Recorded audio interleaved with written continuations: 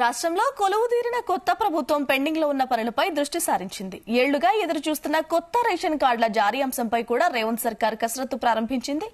కొత్త రేషన్ కార్డుల కోసం త్వరలోనే అప్లికేషన్లను స్వీకరించాలని ప్రభుత్వం నిర్ణయించింది.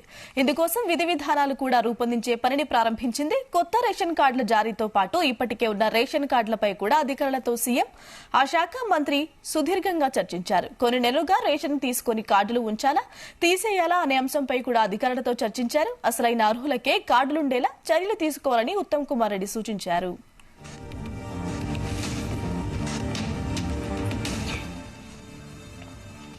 కొత్త కార్డులకు ఎవరు అర్హులనే దానిపై కొనసాగుతున్న ఇంకా లోతుగా చర్చలు జరుపుతున్నట్లు తెలుస్తోంది. సంక్షేమ పథకాలకు రేషన్ కార్డులకు అనుసంధానం లేకుండా ఉండేలా చర్యలు తీసుకునేందుకు కసరత్తు చేస్తున్నారు. సంక్షేమ పథకాలకు రేషన్ కార్డు అనుసంధానిస్తే కార్డుల సంఖ్య పెరిగే అవకాశం ఉందనే ఆలోచన ఉంది ప్రభుత్వం.